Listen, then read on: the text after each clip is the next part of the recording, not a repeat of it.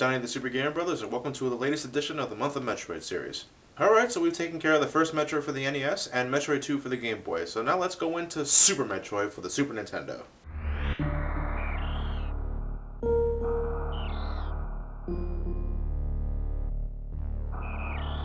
Now, as I might have stated earlier, Metroid 2 wasn't really received as well as the original Metroid. I'm not exactly sure what to blame. It could have been because it was on a handheld, or it could have been because of some poor design choices. Regardless, in 1994, Metroid returned to the console market with Super Metroid, released on the Super Nintendo. And I absolutely love this game. But before I draw all over it, let's start with the story. The game begins with Samus summarizing the events of the first two games, only using much better graphics this time around. After encountering the infant Metroid at the end of the second game, Samus delivers it to space colony Ceres, where it will be researched for the benefit of galactic civilization. Samus heads off looking for a new bounty to hunt, but soon after leaving the space colony, it's attacked by space pirates. Samus picks up the distress signal and immediately heads back. When we get here, we see that the colony's been completely wiped out, but the baby Metroid is still here safe and sound. Until... Ridley? But I killed you in the first game! No, seriously, I saw you disintegrate into bite-sized pieces! How in God's name could you survive from that? Hell, it's a video game. And wait a second, I can shoot diagonally! Yes! What in God's name took them so long to program something like that in?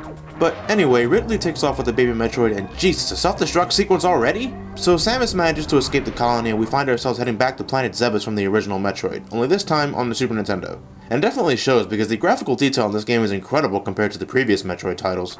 Not only are areas no longer copy and paste jobs, but each area has more depth to them than any other Metroid game up to this point. I mean, hell, areas have backgrounds now. It's no longer just black holes that plagued the first and second games. Going back to the story, as soon as you land on the planet, the story elements take a backseat in favor of non-linear gameplay. Your ultimate goal is to rescue the baby Metroid from the clutches of Ridley, but as you progress, you'll find out that not only has Ridley returned, but the entire fleet of space pirates are back too. Well, actually, this is the first game where space pirates actually appear. They were mentioned in the manual of the first game, but besides Ridley, no other space pirates are actually seen. But when you encounter them, they're pathetically weak, going down with one shot of your weakest weapon. But soon you'll come across different variations of them who grow more resilient towards your weapons. Hell, some of them even try to use martial arts on you. Planet Zebes has changed a crap load since your last mission here. When you first begin, you'll travel in locations from the first game, including the empty and desolate chambers of Torian, which surprisingly doesn't look too bad considering it self-destructed at the end of the first game. Also returning from the first game is Brinstar and Norfair, which, thanks to the power of the Super Nintendo, look and feel completely different from their predecessor. New to the game is Criteria, which is where you start off, the wrecked ship, which is small but dangerous, and finally Meridia, which is almost completely submerged in water. It's also a pretty big place, so it's almost guaranteed you'll get lost on Metroids? No, actually these things are mock-troids, failed cloning experiments, and they're pathetic. Away with ye! Now, like the first game, you're not told where to go or what to do. Once again, you're all alone, and in this game, I couldn't have it any other way. Now, it's not as unforgiving as the first game, because this time you actually have a map function! So now you can keep track of areas you already traveled. However, it's still up to you to discover the many hidden sections and corridors each area contain, because trust me, this planet is huge. In terms of size, it completely dumps on the original game and especially Metroid 2. But besides obvious improvements in the graphics department and accessibility, Samus herself is also leveled up in terms of aerobics. Besides having the glorious improvement of being able to shoot diagonally, Samus can now also run much faster with the addition of the run button. If you want to get past the new bridge, you're gonna need it. She also now has what's probably the most game-breaking ability in this game, the wall jump. It's somewhat tricky to explain how to pull it off, but I will say it's nothing like performing the wall jump in Mario 64. But if you can master this technique, then a whole slew of sequence breaking awaits you. I'm serious, with just the wall jump alone, you can get items and power-ups way earlier than you're supposed to, and this is because Samus only needs one wall in order to wall jump at all. Mario, eat your heart out. Oh, and you can now also turn into your morph ball form while in midair. That's nice. So you may be asking, wait, power-ups and items? What the hell happened to all the stuff you got from your previous adventure?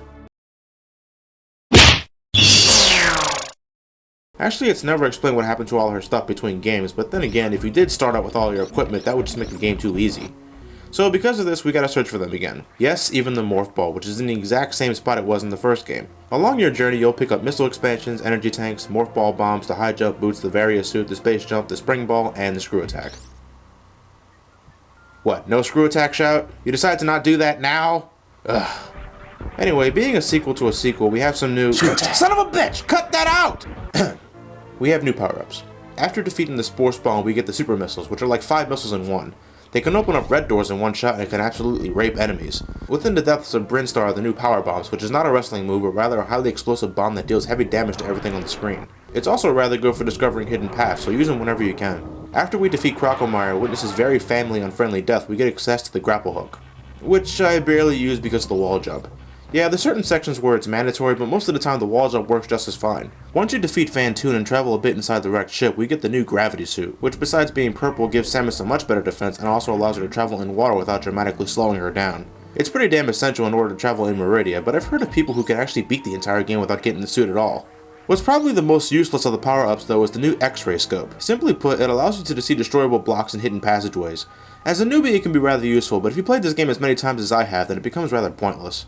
However, what has to be the coolest new upgrade is the speed booster, which not only makes Samus run much faster, but she becomes a blue glowing sprinter of death that destroys just about every enemy she comes in contact with. With the speed booster we also get the Shine Spark ability. When you begin to glow after using the speed booster, you can press down to store the charge. From this point, if you hold up and jump, Samus will skyrocket up in the air at the cost of some life, but she's completely invincible while doing so.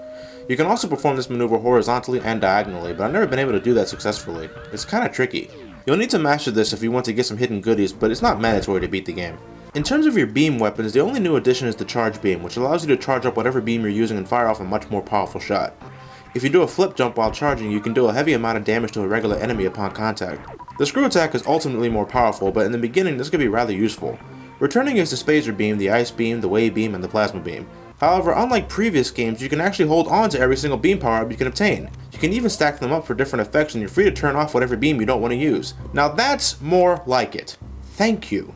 Throughout your adventure, you'll come across some pretty nasty bosses, some of them which tower over Samus completely. Oh, you gotta be kidding. You're back too, Kraid? Damn, that's a massive difference considering how short he was in the first game. But anyway, yeah, the bosses in this game come in many different flavors, from the spookiness of Fantoon to Dragon, which I absolutely love destroying with the grapple beam trick. I also love how every boss explodes upon death. Must be incredibly high blood pressure. But upon getting to Ridley's lair, we take on the Bastion himself in what's possibly his toughest fight ever. He loves to fly all over the place, and the room itself is pretty narrow, making him hard to avoid. Not to mention the acid below your feet, which saps away your life. Upon defeating him and entering the next room, we see that the capsule that contained the baby Metroid is broken and empty. But hey, shoot down here and you get an energy tank. All is not lost. So after defeating all the bosses, we can finally enter the final area of the game, Torian. Yes, a brand new Torian, packed again with those incredibly annoying Rinkas and... NOT AGAIN! Just when you thought all the Metroids were wiped out in the second game, here we are fighting them again. Actually, this is because of the baby Metroid. When the space pirates kidnapped it, they exposed it to beta rays, which caused it to multiply. And these are the results. But like the other games, you have to freeze them and blast them with 5 missiles, or 1 super missile if you want. You can also take them out with 3 power bombs, but I wouldn't really recommend that approach. But soon after, we'll reach an area in Torian that's filled to the brim with sand and creatures that look like they got the life sucked out of them. They even disintegrate upon contact. Oh, look, at least one of them's alive, but I can't damage it at all. So what exactly is going... Sweet Jesus! No! Get off! Get off! I'm too purple and badass to die! And you... What? You stopped at 1 point of energy? Why? Not that I'm complaining, but why? Well, actually, this huge thing, believe it or not, is the exact same baby Metroid from the beginning. I guess constantly being exposed to beta rays will do that to a Metroid, but anyway, it realizes who you are and flees, most likely out of guilt. Continuing on, we see the reason why Ridley and the Space Pirates returned. Mother Brain is back, and she looks just as pathetic in that glass jar as she did in the first game. So you know what to do, break open the glass and pump her full of missiles. Soon enough, wait, she didn't explode. What's going on? I can't get out of here. Holy shit. Mother Brain knew this would happen, so she came prepared, packing a new cybernetic body and weapons that'll drain your life like nothing else. Nothing the great Samus can't handle, right?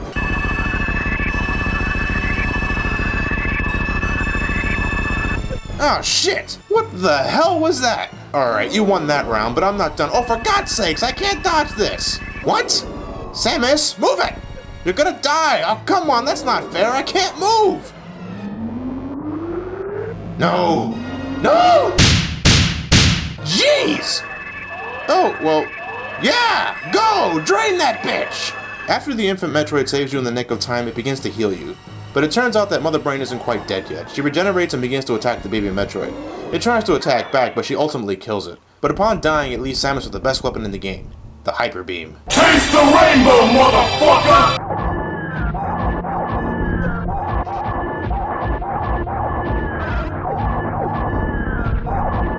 Wow, that cry is getting really annoying. Hurry up and finish her off, Samus! So after that colorful raping, Mother Brain will eventually die and disappear into nothingness. Freaking fantastic, another self-destruction sequence. You only had 3 minutes to escape the planet, so haul ass like you never hauled ass before.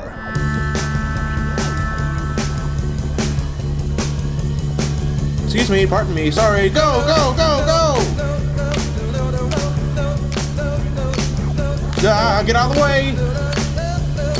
Go! Jump! Oh, now I decide to use the horizontal shine spark. Go! Go!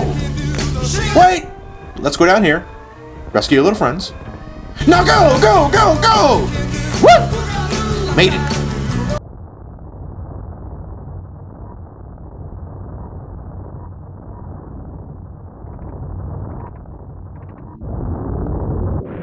Jesus, instead of just Torian blowing up, the whole damn planet goes up in smoke. That's one hell of a bomb. Congratulations, you just beaten Super Metroid, and it kicked ass! Like the second Metroid, you're given a completion time, and at the end of the credits, you're given a total percentage of the items you collected. If you beat the game fast enough, you'll see Samus again without the power suit. Okay, we get it, you're a girl. Now, in case it wasn't obvious at this point, I love this game. It's one of my favorite games of all time. Not only was this game a massive improvement over its predecessors, but it set new standards for video games in general.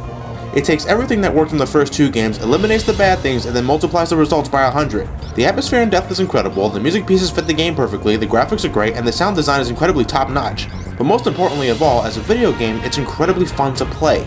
The non-linearity of it all makes it incredibly enjoyable to replay, and new joys can be found by trying to beat the game as fast as possible. This is one of my favorite games to speedrun.